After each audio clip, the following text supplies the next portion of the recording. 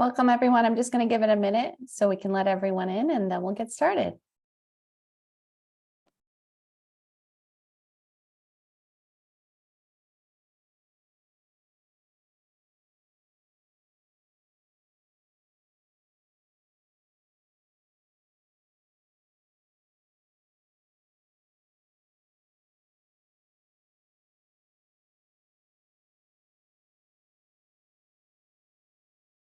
Welcome to the Building Better Business webinar series. I'm Kristen Johnson, Director of Communications for Better Business Bureau serving Connecticut. BBB Serving CT is proud to partner with Hearst Connecticut Media today for this presentation on SEO.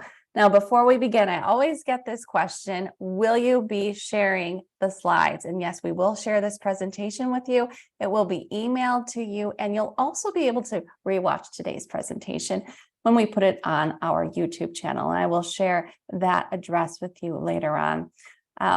Please put any questions that you have in the chat. Marty says that he'll take them as they come, so I may be interrupting him from time to time if you have any questions. And of course, also they can be answered at the end of today's discussion. And we also have business and retention specialist, Shade Johnson-Boyles. She's here to answer any accreditation questions we have from our accredited businesses at the end of today's presentation. So let's get started. There are 5 common mistakes companies make with their online presence that can impact your SEO. Are you making one of them? Find out today when Marty Bailey, Vice President of Northeast Retail Sales for Hearst Newspapers, shares how to fix your website to improve your search engine ranking. Marty, who specializes in digital media marketing, will share his strategic marketing approach, which has proven successful across all digital platforms and channels, including social media, search, content marketing, and video. Marty, thanks for being with us. Take it away. Thank you very much. I appreciate it. And thank you, everybody, for being here. So today we're going to be talking about search engine optimization. And I'm just going to, as we start this conversation, we really need to talk about the consumer path to purchase and how do people, sort of organize themselves when they're in the position to be interested in buying something. And as we develop media plans for our clients, we look at the structure in 3 different places: awareness, consideration, and intent. And basically there are different methodologies for getting in front of people in these different phases of the buyer's journey. Now, what we're going to be talking about today is search engine optimization. Now, search has the capabilities of working in all 3 of these pieces, but at the end of the day, search engine optimization and your website's positioning on a search page is super critical at the intent phase. When somebody's ready to buy it and make the decision, we want to make sure that they're coming to us, right? And so being on that first page of Google is essential as we're putting that together. So at the very end of the day, what is search engine optimization, right? And this is basically designing your website to get onto the first page of Google. And obviously we want to be on the first page of Google primarily, right? Because they're the biggest, right? But you also want to make sure you're in front of Bing and Yahoo as well. And and people are going to say, why do I want to be on Bing, right? Why does Bing matter in that kind of thing? Well, yes, Google controls about 80 to 90% of the marketplace, depending on what survey you're looking at. But there's still a lot of people who are using Bing. A lot of the time, it's the demographic skews a little bit older, right, on Bing, because quite frankly, most of our browsers are Microsoft products, right, and or our computers are Microsoft, or as the iOS, as the operating system, and so it comes with Microsoft as the default browser, which is Bing, and some people don't know how to change it or don't feel like changing it, and so Bing becomes an important piece of any sort of strategy with regards to building. Good news is, the changes that you do to make yourself more visible on Google are also going to be very, very helpful with regards to Bing as well, right? And so one of the things that people sometimes, and here comes one of those things that people don't necessarily always gravitate to, is there are actually 2 components to search engine optimization. There's on-page search engine optimization, and then there's off-page search engine optimization. And you really need to be focused on both pieces of that puzzle when you're optimizing your website, right? So on-page is pretty straightforward stuff. It's stuff that we're doing to our website in order to make Google look at our website as a place of authority, someplace where where Google's going to, find the right answers to whatever the question the person is searching for. Off page is actually looking at what does everybody else think of my website, right? What other institutions are linking to my website because I have valuable stuff, right? And so off page search engine optimization is super important because the more links that you have, backlinks that are coming to your website, the more credibility you have with Google and obviously Bing and Yahoo, right? So we have two different sort of components on search engine optimization. You've got the on-page and then you've got the off-page. If anybody has any questions, please don't hesitate to drop off. Now, as we're talking about what is a search engine results page, right? What we're going to be speaking of very specifically today is the maps area, and most importantly, the SEO, the 10 stack, right? Those organic listings that you can't buy to get into. The only way you can be on there is if you justify your position with Google and the other search engines. Okay, moving on to the next page. Why search engine marketing, right? What is it? What is the value proposition, right? So 93% of online experiences begin with a search engine, right? So it's ubiquitous. It's everything that we do, it revolves around search engines in one way, shape, or form.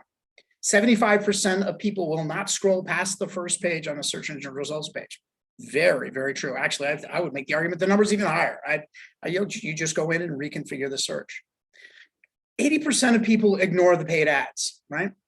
That's 100% true, right? Most people, when I'm talking to them, say, yeah, I just bypass the ads. Now, since there is so much traffic on Google and going to Google, paid ads still has an important component in any sort of a marketing strategy because 20% of the people aren't scrolling past those paid ads. And you also, when you're in a mobile sort of setting, people are much more likely to click on ads because everybody has sort of like the attention span of a goldfish and doesn't want to really scroll up. So they're more likely to hit on ads on their cell phone. Over 70% of search engine clicks are organic, right? Makes sense if people are bypassing the ads. Most of the things that they're clicking on is in the organic section, which is underneath that map or in the map area. And then 61% of internet users do research on products online before making a purchase, right?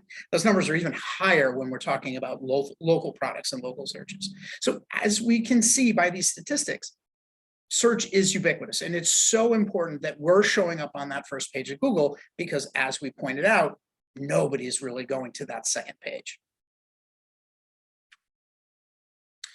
Okay, so a couple of things that are super important in regards to on-page search engine optimization, right?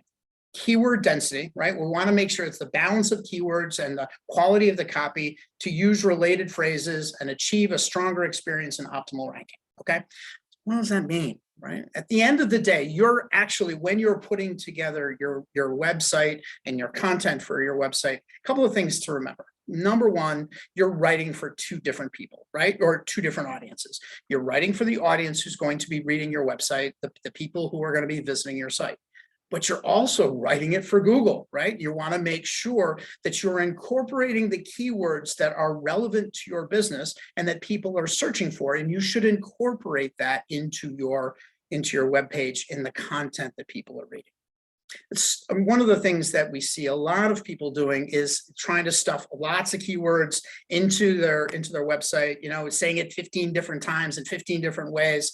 And it becomes really hard for a reader to sort of read it. And Google frowns on that kind of a tactic of over abusing, just throwing lots of keywords in, right? You want to make it readable language and have it be relevant to the reader, but also to Google. Meta description development. I can't tell you how many times I see customers who have websites that don't have the right metadata going onto their website. Now, what is metadata? And we're going to talk about that a little bit later on. But metadata is information that is in the back end of your website that Google is sort of looking for to help identify your site. And we're going to show you some live examples in a couple of minutes on what that looks like. But metadata has very specific requirements and specific expectations. And so we want to make sure that we're managing to that. So it's a complicated process, but we'll talk about it a little bit. And then tag development, right? Create concise strategic tags focused on your geo, your targeted keywords, placed closer to the beginning of the title tag, and optimal impact on rankings, right? You always want to make sure that you're incorporating your geographies, right? And whatever content that you're putting together, Google wants to know where you are and identifying, what area you're representing. So it's super important that when we're doing that metadata information tie-ins, we're incorporating in the geographies that we're talking about as well. All right, so we're gonna jump into some examples here, right? So I'm gonna change the browser real quick. And we're gonna actually go to a search page. So I'm gonna give you a sort of a live example, right? And we're gonna use the example of Newbury Place. And Newbury Place is a great little gift shop in Southbury. They do a really nice job. They have all the great gifts. And this is a really good example of what we're talking about when we're talking about, that metadata and the tags and what have you, right? And so here we're looking at the front homepage of the Newbury Place's website, right? And so the first thing we're going to do is we're going to hover over the top of that tab at the very top of the page. Now, when you hover it over, you're going to notice Newbury Place, gift shop, Southbury, Connecticut, right? Now, that's what's known as a title tag. And as you'll notice in the title tag, it has the name of the business, right? The products that it's most important that they're known for, and the geography where they're located, right? And that's what's represented in the title tag, right? That's a great looking title tag. It gives you a really good understanding of what's going on with their website. Now, how many times have I gone to a website and you hover over that tab and it says home, right? There's no other information other than this is the home page, and so we call it home. Well, Google so there are thousands and thousands and thousands of websites that just say home on it, right? So it does not give Google that much information, and that's going to hurt you in the long term and not having the right information. So we want to make sure that there's good information in the title tags, right? So before I get too far, and I'm going to speak to some of the other pieces of metadata, and we'll jump there next. But one question that sort of I get all the time is, why does Google make it so complicated? Why is it so hard for us why do they make it so challenging for us, right? And it's because they want to have people get the best user experience. Why do people keep coming back to Google? It's because they provide the best user experience. When you go to Google, you know you're going to get the best answer, right? And so it's always important to understand that Google is changing what they do with regards to the algorithm all the time, right? And they're changing what do they focus on, and they changing what they're looking for, to the point where they're changing it 500 to 600 times every single solitary year. So that algorithm's always moving and changing, because they don't want anybody to game the system. They don't want anybody to learn the secret sauce and then just basically, tattoo themselves to the very top of that page. And then that's no longer a good user experience. So Google is always changing up how they do. So, right now, all these pieces are very important, but they have made a lot of changes throughout the years, and obviously not 500 or 600 changes to one category. It's across the entire length and breadth of industries, but it gives you an understanding of why they're doing it. They're making it challenging because they want the best user experience, and they don't want anybody gaming the system. An example for anybody who's little bit on the older side is you ever used a yellow page in their life, right? How did you gain the system? You called your business AAA Insurance, right? And so of course you're at the very top of the list, right? Google doesn't want that, right? They want to have the best user experience, and so that's why they're making it so challenging.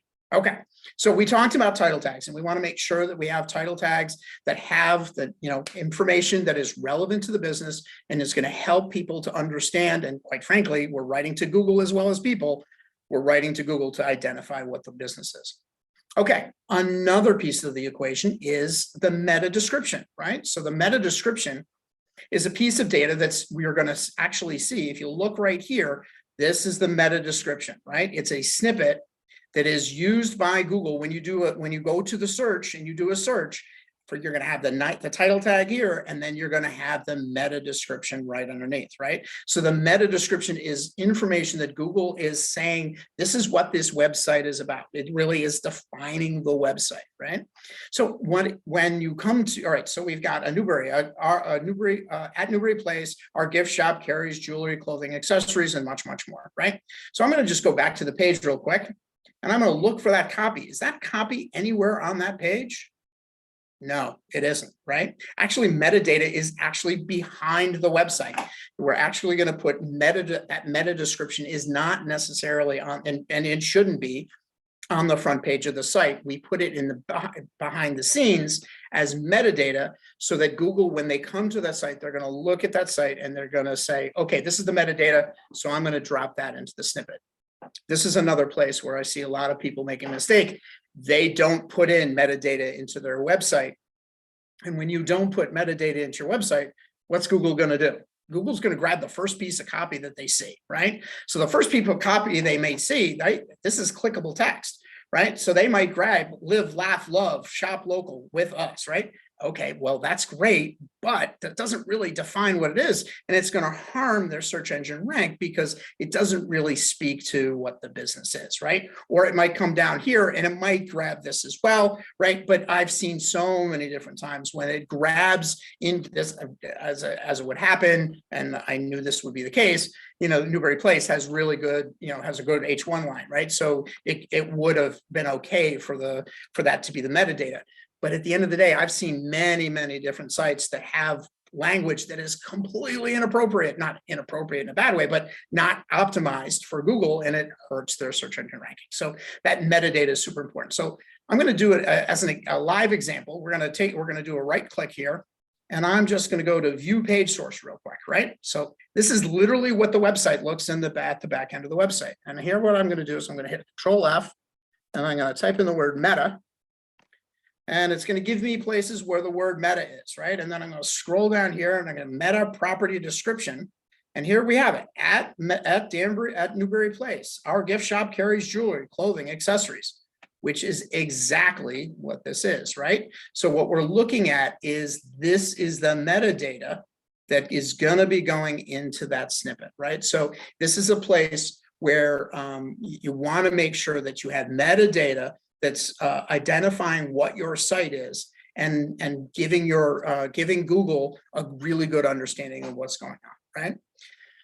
So content is king, right? It's important that your website has good content on it, not only for Google, but also for the people who are going to be visiting your site, right? So having that content have the keywords and that are relevant to your website, as it were, right? So as an example, right? One of the things that we have some experience with is at the end of the day, Google doesn't necessarily see photos very well, right? So when you look at a website like this, all right, you've got great photos, and what does a photo, a photo, what do they say about a photo? It tells 1,000 words or something along that lines, right? So we're looking at this. We've got two cute kids. They're both holding pillows. It's one's holding K for Keller and T for Tatum. Okay, that's great. We're seeing that. It's not likely Google's actually seeing that, right? Google does not recognize photos as well as it recognizes clickable text. So it's, the clickable text is really what Google is going to glom onto. So Google loves content, right? So Google is going to love, text, and it's going to be able to identify the website and what the website is about more clearly when you have text on that page. But there are actually ways that you can sort of have your cake and eat it too, have those great illustrations and still have it visible to Google. And I'm going to show you an example of how you do that. Right. So we're going to scroll down here. I'm going to take a real quick look. All right, we got a video, we got an image right here, right? We got a shelving here. We got pillows at the top. We've got a testimonial. Now, what I'm going to do is I'm going to right click on this photo and I'm going to come down here and I'm going to save the photo, right? So save as. So basically what I'm doing right now is I'm literally saving the photo on my computer as what it's going to say. Now, as the file name, look what the file name is. Newbury Place, gift shop, Southbury, Connecticut, right? The reality is what you want to do when you're loading photos up to your website, when you take a photo, and if you take a photo of something in your business and you want to add it to Facebook, add it to your website, when you take the photo with your iPhone, which takes great photos, right? What does the name of that photo when it comes off the iPhone, right? It's a long sequence of numbers, right? And then with JPEG at the end, right? So what we do is we take that photo and then we load it up to the website, and then that photo is now named the name of that, the name that it was taken with the iPhone. So it's a long series of numbers. Google can't do anything with that, right? So that's called, and so what we can do is before you load the photo up onto the website, you change the name of that photo and you call it whatever it is, right? So in this case, we're going to call it, Newbury Place Gifts, Southbury, Connecticut, right? And you add that title and you name the photo that. We call that an alt tag, right? And that's another kind of piece of metadata where we're literally naming the photos so that when we load it up, that's what Google is going to see. And Google may not recognize what the image is, but they are going to see that the name of the photo is Newbury Place, and they're much more likely to associate it with Newbury Place. Okay, so that's another example of metadata that's built into your website that will help make sure that your website gets seen, right? I had an example. I had a client many years ago, right? They spent it was a really esoteric name. It's really very, very strange name. So I wouldn't be able to spell it if you threatened me with physical violence, right? And it was a strange named business, and it had these just gorgeous, gorgeous dresses from all over the Asian Pacific Rim, right? It was just gorgeous attire, and they had this just magnificent website built. It was so gorgeous. It had great images, and it had flash video, which was something that we did at the time. But there was literally no content on the page. It was all images. There was no text at all. Well, because the person who owned the business spent about 20 grand building this website, and it was absolutely a splendor to see. But here was the problem. There was no content on the page. There were no meta descriptions. There was no content for Google to pull from. There were no alt tags for the images. There was, and the Flash, Google doesn't see Flash very well. So this beautiful $20,000 website was built, but it didn't have any of those necessary elements, and Google couldn't find it anywhere, right? And so that's why we want to make sure that we have all of these pieces in place. All right, I'm going to go back to the presentation. Okay, so we talked about making sure that content, that meta description, that title tag is there. We don't want to do the keyword stuffing, which is just adding in, content, saying, saying gifts 5 different ways, right, in order to make it, look to Google like, yeah, this is a gift shop. You got to make it readable and you got to make it understandable, right? Because that's it's not going to work if you're just throwing content in there. Now, I'm just going to ask you a real quick question, right?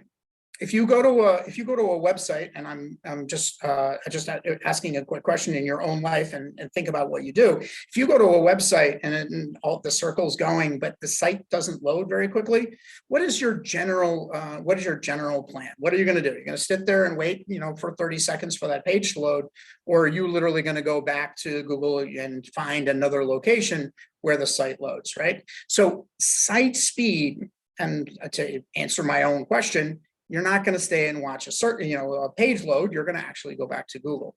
And so one of the things that we want to make sure that we do when we have a site is we want to make site speed is going to be super important to what we do from a site speed location, right? So if you don't want to have you don't want to have a site that takes too long to load, because if it takes too long to load, people are going to leave.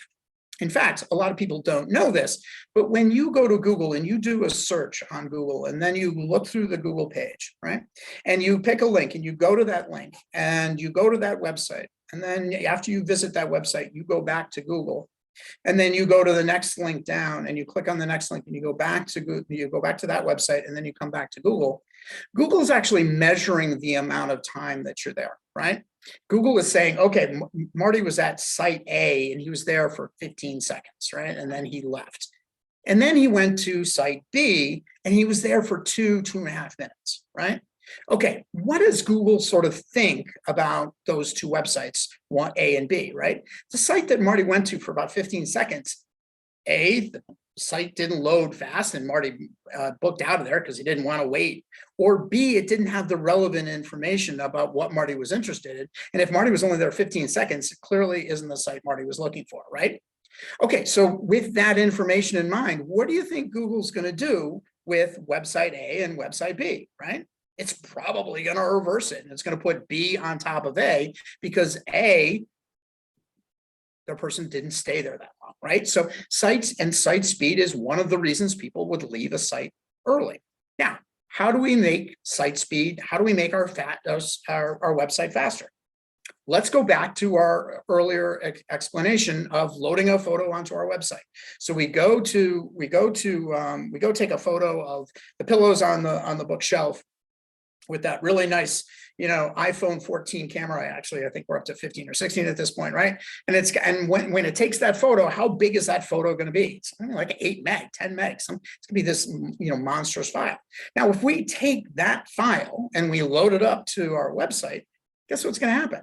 Every time somebody comes to that site, they're going to be loading up that really, really big image, right? And if it takes every one of those, it takes to load, the slower it takes. So, and quite frankly, that kind of sized image is not really going to help the visual appeal of it on the website anyway, right? So what we're going to want to do is we're going to want to have those photos dumbed down to about 72 DPI to make sure that you're showing up, that it is a very quick load time, right? And that's one of the things that when we're looking at a website, we're looking at that site speed to see if there's a way to speed up and to reduce the size of images so that it's a much faster return time. So we want to make sure that we're doing everything we can to have a really fast site. We also want to have a really good site structure, right? So setting up those naming conventions that we talked about, making sure that you've got a site map on there that tells Google what's on your entire site and gives you an understanding of what's going on is super important. And a lot of people I work with don't have that, that sort of piece in place. So having the site map and the robot.txt file and all that fun stuff is very helpful. Last but not least, I still see people with websites out there that don't have Google Analytics or the Webmaster tools implemented on their site, right? And these are people who are coming to your site. And wouldn't it be really great to understand what are they looking at? What are they spending a lot of time on? Because if you've got really great content that's buried on the back, on page 5, right, or on the About Us page, maybe you should be bringing it up front so that more people can see it and it gives more relevant information. So implementing those Webmaster tools is super helpful to get you an understanding of what you're seeing within that space. That make sense?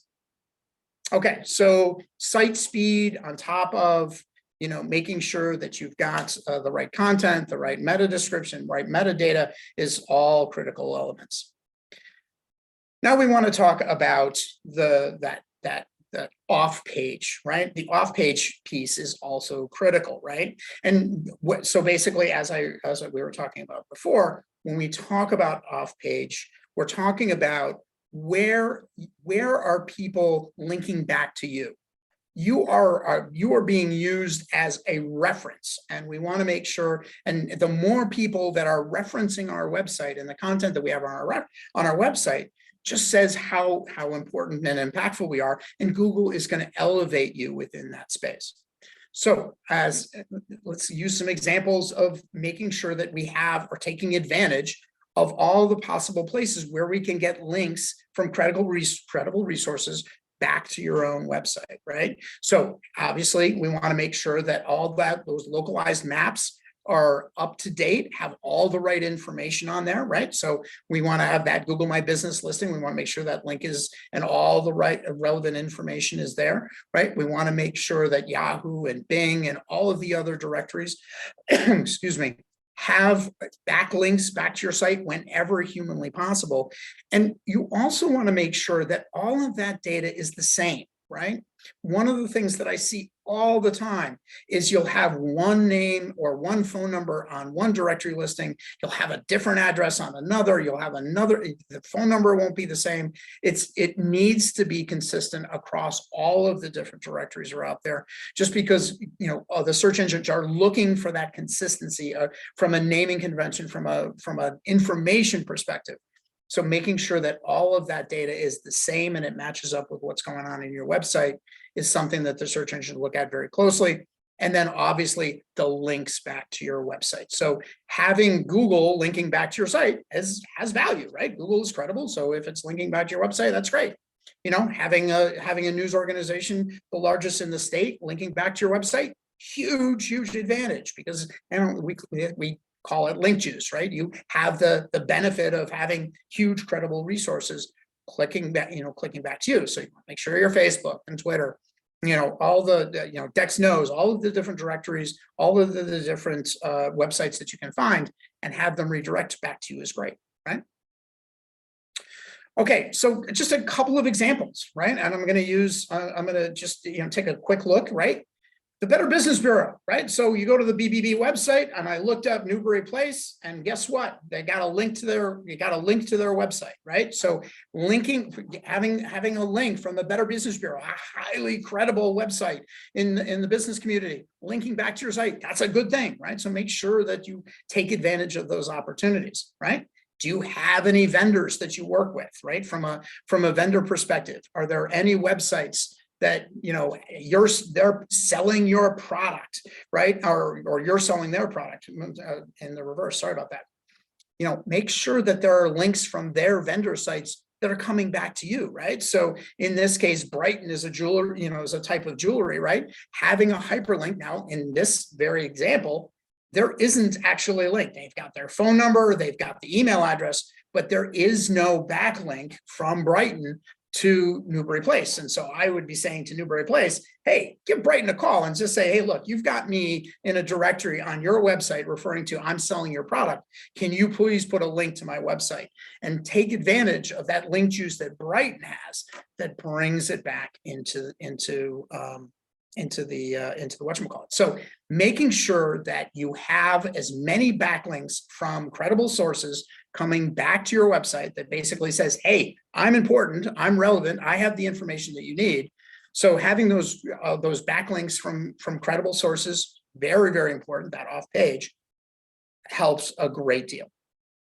So at the very end, we've talked about a number of different products, and thank you for your time.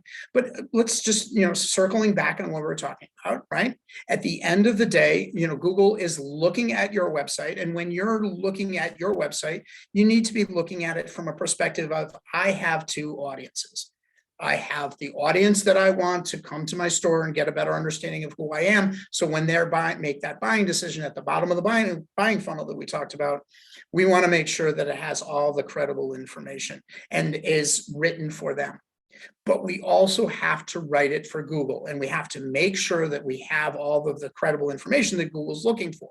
And that information, among a million other things, but things that are super important, is making sure that your metadata is all there, right? So we want to make sure that we have a title tag for each one of those pages that's relevant, has information about your geography, what your product is, You then want to make sure you have metadata on each one of those pages, right? So you want to have information that describes what your website is on the back end of your website. And it's, there's some technical things that you want to pay attention to, right? The title tag can only be a certain number of characters. The meta tag can only be a certain number of characters. For instance, the metadata can only be 160 characters. It can't be, voluminous. I've seen people try to put 500 words in a metadata. Okay, it's going to cut you off at 160, and it's not, and it's basically, Google's basically going to ignore the rest. From the photo perspective, you're going to want to make sure that you have alt text. You're going to want to name the photo, the name of the piece. At the end of the day, you're also going to want to make sure those photos are smaller, right? You don't want big photos that are going to weigh down your website, take it longer to load. And the longer it takes to load, the more people are going to jump off your website and go to the next character, right? So making sure that your website speed is at the right speed is going to be super important. And then at the end of the day, we're also going to want to make sure that we have those backlinks, right? So you have the on page, and then you have the off page piece where you're going to want to make sure that you have credible backlinks from other locations in order to bring that information, bring that credibility to your website. Now, I have been speaking for a good 35 minutes, and I was just wondering if there are, and I appreciate all your time. I hope I've answered some questions, but if there are any other questions, I'd love to hear them and answer them. So far, I'm not seeing any questions in the chat, but we can give it a minute and see if Fantastic. someone comes up with a question. Is that could be either really good or really bad. I could have answered all the questions, or I just was not relevant. So I think you were very thorough, but here comes someone with a question.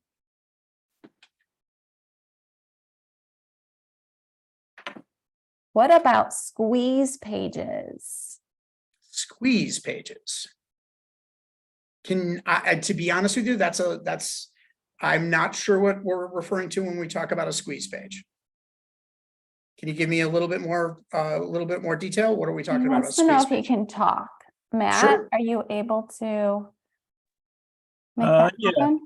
Yeah, okay. I think I should be able to. Hold on.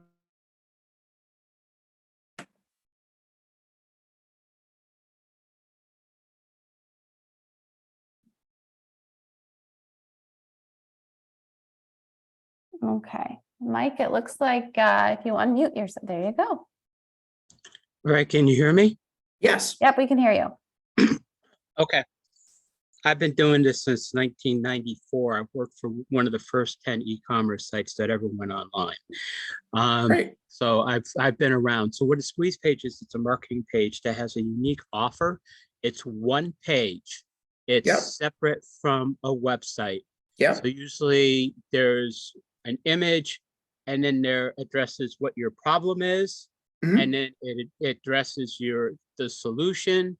So I say the problem is my website's always broken. I'm always dealing with the developer. It never works. It's taken away from my time with my family. Yep. And then the solution is, I'm here. I can do whatever you want. Tell me by 8 o'clock at night, and the next morning it's either in process, done, or we have a question. But then it has an offer to get their name, and their phone number is optional, and their email, so I can contact them, and they get a free 20-minute consultation. Right. And my 200 point what you need to know about Google. I have actually 226 points. So they get a giveaway of information. They get a free consultation. Now I'm on the fence. I'm doing this for a client, and I told the client, I don't think Google likes squeeze pages anymore. They're not associated with the website. They're all on a subdomain. And I gave in, but I was like, I don't think this is really going to help, and I'm afraid it may actually penalize you. So do it on a different domain. Yeah. So we do, these types of landing pages all the time. I'm just not familiar with the term squeeze pages. You're basically talking about a landing page. And at the end of the day, landing pages aren't really necessarily designed for search engine optimization. They're very, very important in the marketing space because it allows you to measure your marketing and make sure what is working and what is not working, right? So you have dedicated landing pages to each one of the product sets that you're speaking to. You provide an offer, you provide the relevant information that you're wanting, and then you capture data so that you can follow up with them. A critical piece of any marketing campaign is making sure that we're addressing that. But from a search engine, we're really talking about search engine optimization here. That kind of a thing. Right. So those pages aren't necessarily going to be optimized. Quite frankly, you don't even want them to be optimized. If you think about it, you don't want somebody stumbling over that page. What you want them to do is you want them to be directed to that page so that they fill out the information so that you can capture their data. You don't want just anybody stumbling on it. You want to divert somebody there to get the information. So you tie it to a different sort of marketing channel. So for instance, search engine marketing or something like that, you would do a search engine marketing campaign and you wouldn't divert them necessarily to your website. You divert them to that, in your term, squeeze page or landing page, where they could get, a very specific message to the very specific ad campaign that you were doing, and you would be able to capture that information so that you could follow up with them. So your instincts are 100% right. It's not necessarily going to be helpful for an SEO from an SEO play, but it's certainly critical from a marketing perspective. The one thing I would say, your question with regards to penalization is only really going to happen and again, it sounds like you're well versed in this stuff. Is if you're duplicating content, yes, Google is going to ping you. If you're duplicating content, if you're basically copying and pasting data from your website and you're putting it on the squeeze page and you have the same relevant information on both pages, there's the same information, you're going to get hit, and there's no ifs, ands, or buts about it. But it's not necessarily going to ding you having those pages. It's just not going to help from an SEO play. Does that make sense? Absolutely. I had the same concerns. That's great. Fantastic. Any other questions out there, Kristen? Yeah, we have another one. Best type of alt text describing the photo or using your company name like meta description. Yeah, it's a great question, and it really depends. I mean, if you're doing it depends on what the product is, and it depends on what you're doing, right? So if you're in an e-commerce environment and you have the opportunity to sell that product, you may want to talk about the product itself, right? But if it's an excavator, right? Yeah, okay, that doesn't, nobody's buying an excavator. Well, okay, I don't want to say that, but if you're a contracting business, you don't want to necessarily say here's an excavator. No, you're going to want to say this is Marty Bailey's contracting, right? Because that's what you want them to search. So in my humble opinion, it's going to be more about what is the objective of the search, right? And what are people searching for, and how is it going to impact? As you saw in that example, you were able to put Newbury and the name of the product. Sometimes you can squeeze both in. If you can't do both, then you sort of have to sort of think about what is the objective, right? And lots of websites have multiple photos, so you can have some do one thing and some do another. Is that helpful? We have a couple more questions. Outstanding. The next one is just curious. What do you think of using clickbaity headlines, titles, etc.? Do you believe that's a good idea? How does it impact SEO? And thank you very much for taking the time to answer our questions. Oh, fantastic. Oh, this is my plan. This is what I like doing the most, quite frankly. So when you say clickbaity, I don't necessarily think it depends on what you're doing. So there is a science to search engine optimization and the metadata that you're putting in there, right? So and it's one of the things that you need to think about, and it's one of the things that we think about all the time with regards to what we say. We don't necessarily want to be clickbaity, right? We don't want anybody looking at that metadata saying, oh yeah, I want to go there. then they go to your website and then they see that it has nothing to do with what was actually they were looking for, and they leave your site super quick. Okay, yeah, you got them to click, but at the end of the day, they didn't stay on your site long, and you're probably going to get dinged for somebody coming to your site and leaving really quick, right? So you don't want clickbaity, right? That's going to just drive a click, but not necessarily provide you any whatchamacallit. But at the same time, if you can provide a really, really cool, metadata that drives people to want to go to your site, and then they stay there, wow, that's awesome, right? So we don't want to initiate a click in order to just get them to click and then be there for a second and leave. That's actually going to be a penalty to you. So you're going to want to make sure that anyway, so you can, you probably want to think twice about, that clickbaity, but creating a meta description that's motivating people to go to your website, 100%. Now, an interesting point while we're on that subject, I think we've got a couple of seconds. I would point out that metadata is super helpful, or meta descriptions are super helpful I hear it all the time when a customer is saying to me, I don't want this kind of job, right? I'm Marty's Roofing, and I only want to work on cedar roofs, and I only want to work with customers that make over, the houses that are worth $500,000, right? So, okay, meta description can help you there, right? So instead of just saying, hey, Marty Bailey, roofer since 1967 or whatever, whatever it is.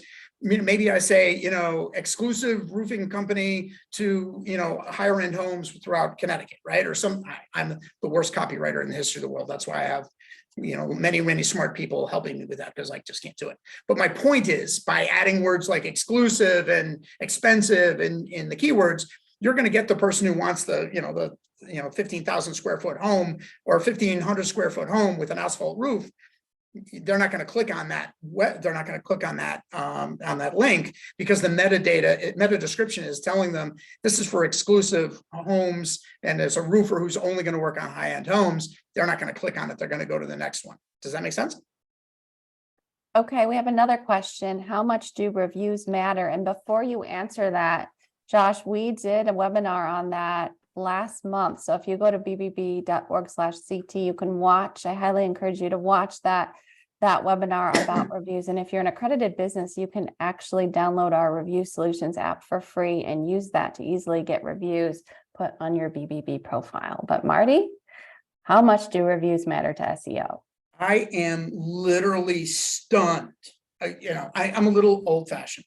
And so what floors me is the fact that at this time and in this place, reviews are as important as third-party testimonial from your friends and families and neighbors.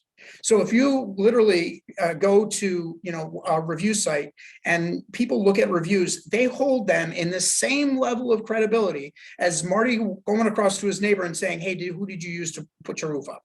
Literally, the value proposition of reviews has leveled up to the point where it is as important as it is, having good word of mouth, right? And reviews is basically word of mouth online. And so reviews are incredibly important to what we're doing. From an SEO perspective, all of those reviews are on review sites, and those review sites are going to have backlinks to you, and they're also going to have your directory information. So it's super important that you have all of that data up to date. And it's one of the other things that I would pay a lot of attention to is everybody has a bad day, right? Everybody has a bad day. And so everybody's going to get a bad review at some point or another. And if you have all 5-star reviews, God bless you. At some point, somebody's going to send you a negative review. The good news is over 70% of people who see a negative review will actually change their thought process on that negative review if the owner of the business responds back in a professional manner and addresses the situation. So even if you get negative reviews, if you address it, and we, obviously that's something that we work on too, if you have negative reviews, if you address them professionally and work on and address them, you will actually have a better, you will address the concern about that negative review. And at this point in the game, it's incredibly important to have good, reviews, because people take them very, very seriously. And we at BBB, we encourage consumers to look at how businesses respond to reviews and 100%. say, would you be satisfied with the way that business responded to that customer's review? So I think you're right. That is very important. Mike wants to weigh in. Yeah, one thing, and Marty, let me know if I'm right. What I've been telling my clients is it's okay to have reviews and just put those on your website module or plugin. But to be more effective with reviews counting towards your SEO score, get the API that relates to your CMS and import the reviews from Google directly. They'll automatically update, and there is even a plugin for WordPress and Joomla that'll let you monitor the reviews that are coming in, decide what you want to post. But am I correct that it's you get more SEO out of that if you use an API and take them directly from your Google business account? To be candid with you, I'm gonna say I assume so, especially since you have a connection from Google into your website. One of the things that another thing that just throw it out there, adding YouTube videos to your website has a nice implication on your website's SEO, because it's a backlink from obviously YouTube, but Google is rewarding you for having embedded a YouTube video into your website. So so I would assume from that perspective that adding that API would certainly be helpful. To be candid with you though, that API notwithstanding, I don't necessarily see an advantage to just taking reviews that are on your website on various review sites and then just copying and pasting them and dropping into your website. There's not a lot of advantage there. You want to have different reviews on your website, different testimonials on your website that are unique and different. So it's something that we feel very strongly that having a dedicated page and unique testimonials is very, very important.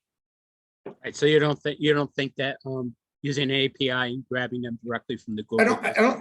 My instincts would tell me that I think it actually has value. So what I'm saying is if you're just copying and pasting from and not using an API, I don't think that the value is there. I don't know the specifics of the API, but my instinct tells me it probably wouldn't hurt, right? At the end of the day. Yeah. Okay. Well, I think those were all of the questions we had. So we're going to wrap up now. As I said off the top, the slides will be emailed and you can watch the recording on our YouTube channel. We put those websites, I put those websites in the chat. And we'll also be emailing you a link to the recording. And again, have it at bbb.org/CT. Go ahead and watch the past webinars of our Building Better Business webinar series there on YouTube as well, like the review solutions one. I think that would be very helpful to you, Josh, if you want to go back and watch that one. You can also see a list of our upcoming webinars and events and sign up for those as well. And if you are a BBB accredited business, be sure to visit your accredited business portal. There you can learn more about the benefits of your accreditation, like that review solutions app, all the new programs that we're offering to you and opportunities. Marty, thank you so much. I think it was a great discussion and we enjoyed your presentation. So thank you so much for taking time out of your busy schedule to speak with us today. Thank you. And thanks to all our guests for being here as well. And we hope you took something away. Have a great rest of your day. Thank you, Marty. Thank you, everyone. Thank you. Bye.